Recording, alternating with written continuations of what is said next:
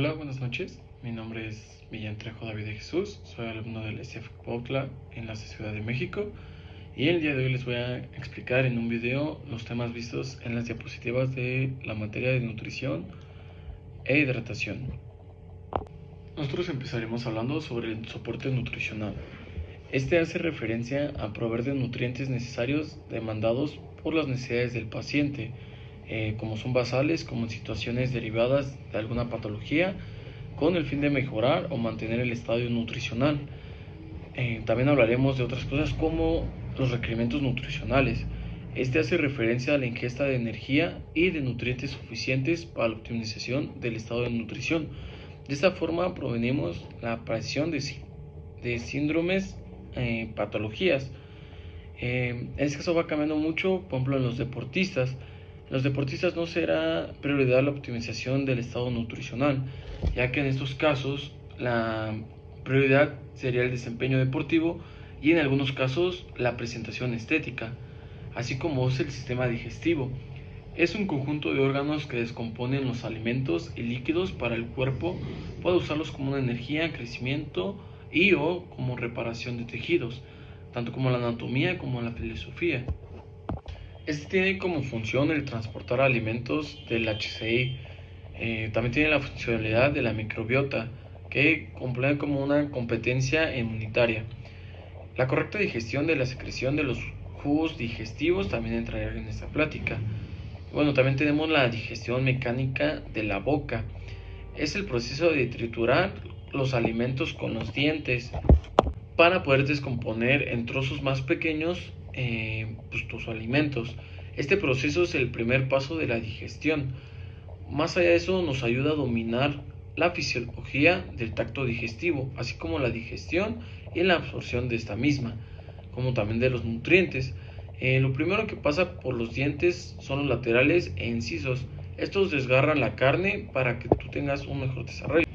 Las muelas trituran constantemente el alimento. El músculo encargado de la masticación es el macetero. Este imprime la fuerza necesaria para llevar a cabo el proceso. Por su parte, la lengua empuja los alimentos hacia las muelas para la masticación y la trituración de los alimentos conjunto a la saliva. Algunos ejemplos pueden ser el músculo de los labios como el orbicular, ya que permite que los alimentos no salgan de la boca, manteniendo un constante contacto con los dientes para poder masticar y hacer la trituración de una mejor forma. De aquí se conforma lo que conocemos como el bolo alimenticio, que tiene más con la saliva. Cuando el bolo tiene una correcta humectación, ya puedes iniciar el proceso de disglusión.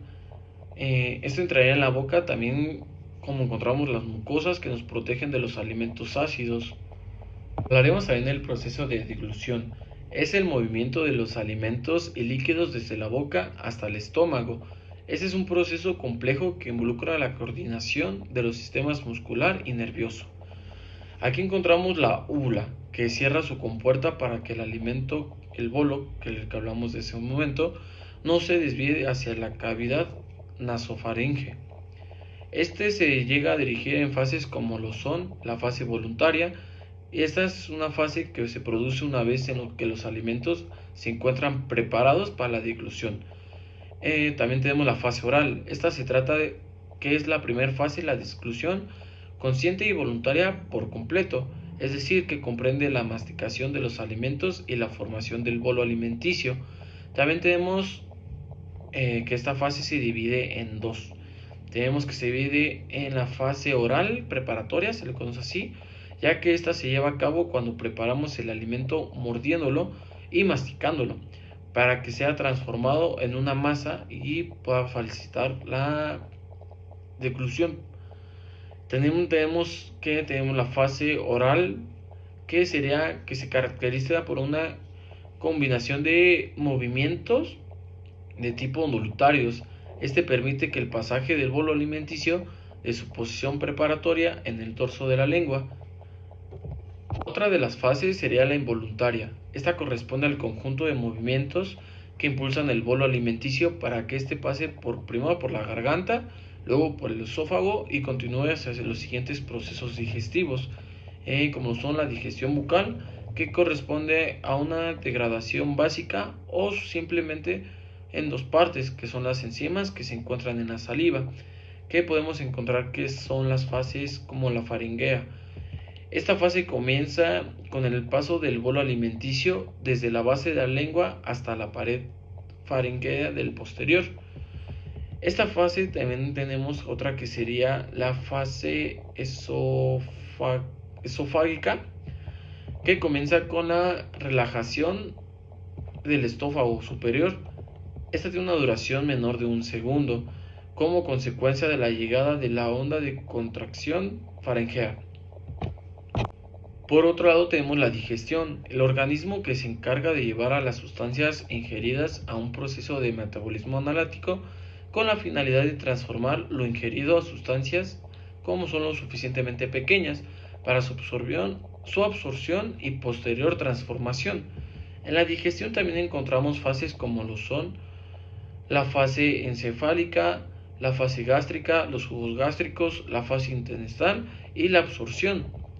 Entre otras cosas tenemos el proceso de deglución. La deglución es el proceso fisiológico que permite transportar alimentos, líquidos y la saliva desde la boca hasta el estómago. Este proceso es el complejo rápido y se realiza gracias a la coordinación entre el sistema muscular y nervioso. Esta tiene algunas etapas como lo son la fase oral, la fase faringea y la fase esofágica. Pero ¿qué es cada una de estas? Bueno, la primera de la que vamos a hablar sería de la fase oral.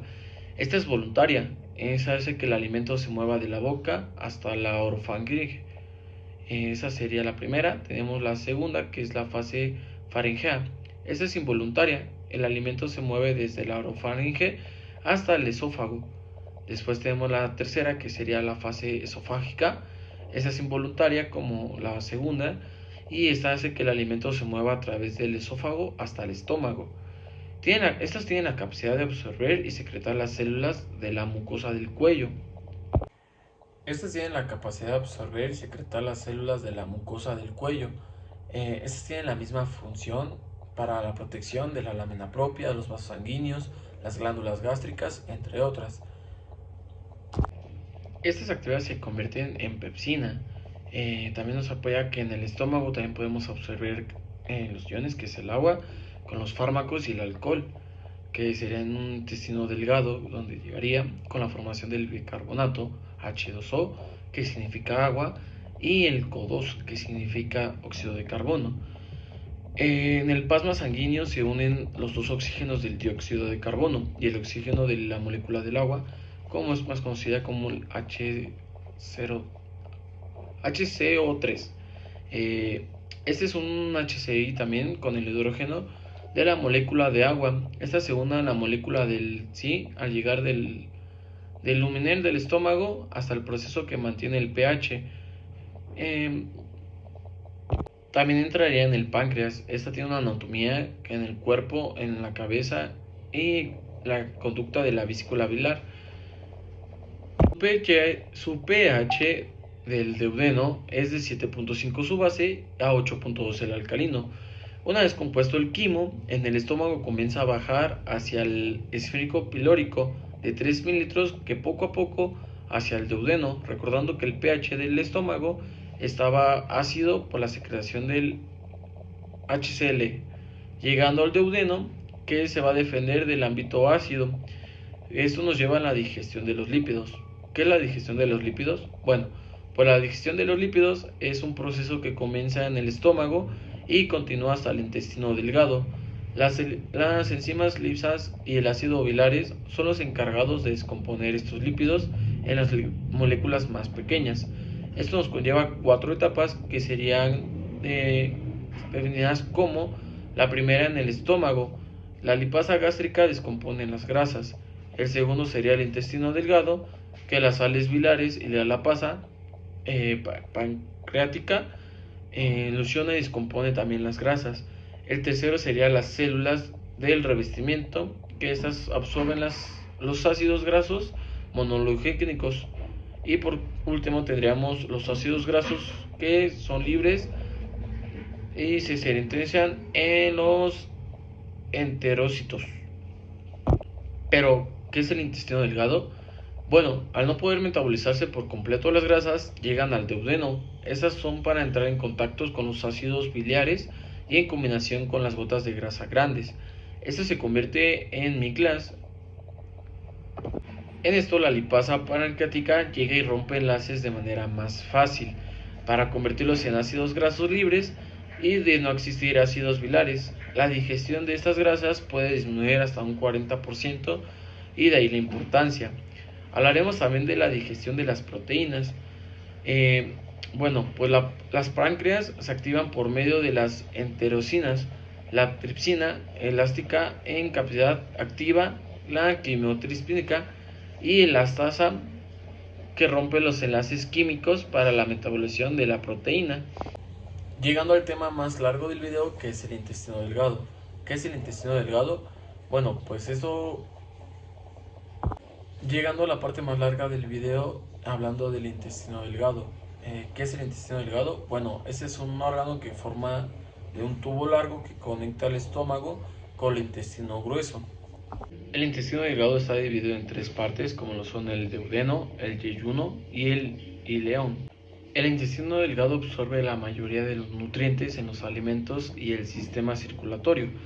Esto pasa a otras partes del cuerpo para almacenarlos o usarlos, dependiendo de las células especiales que ayudan a que los nutrientes absorben y crucen el recibimiento intestinal para el torrente sanguíneo. Entrando a temas como son la mucosa, este protege el intestino delgado, contiene las células cilíndricas simples que cumplen con la función de absorber y secretar la mucosidad. También tienen capas musculatorias que presionan a la lámina propia para tener un contacto directo con la luz, para que éstas vayan del intestino y tengan contacto con los nutrientes y poder absorberlos. También tenemos el músculo liso o capa muscular externa, que contiene dos capas, la longitud y la circular. Estas llevan a cabo la propulsión para su movimiento a través del intestino. Esta los transporta al colon, que es la última fase de la digestión, controlando por completo el plasma entérico. Ahí nos iríamos al transporte activo, que es rápido y eficiente, ya que invierte la energía que se absorbe en la mayor cantidad de los nutrientes. Pero ¿cómo funciona? Bueno, esta va en contra de la gradiente hacia donde va la presión, por eso debe de intervenir la energía ATP, la absorción de la glucosa, la bilis, la lactosa y las vitaminas, entre otras cosas, llevándonos hacia el intestino grueso. En esta nos encontramos con la secreción de enzimas, no solo el moco, ya que esta es la última fase de la digestión. En este punto todo es a partir de las bacterias, como la estructura, que nos lleva simplemente en la capacidad de absorber y secretar, que es el epitelio cilíndrico simple. Tenemos también la lámina propia, que forma parte de la mucosa, como las muclores, que tienen la capacidad de realizar un empuje para que tengan contacto con la luz. El tejido linfático protege contra agentes patogénicos como las venas también y arterias para absorber nutrientes y oxígeno. Tenemos también la y bueno, ya para concluir este tema hablaremos del intestino grueso, o mejor conocido también como el colon. Esta es la última estructura en procesar los alimentos. Este recibe las sustancias indigestibles del intestino delgado, que absorbe el agua y dejan los productos de desecho llamados heces. Las heces se expulsan del cuerpo a través del recto y del ano. Y bueno, por mi parte sería todo. Son algunos temas que vemos tanto en las diapositivas como por mi parte de investigación en internet. Y pues sería todo en parte. Espero que le pasen muy bien. Y nada, muchas gracias por todo.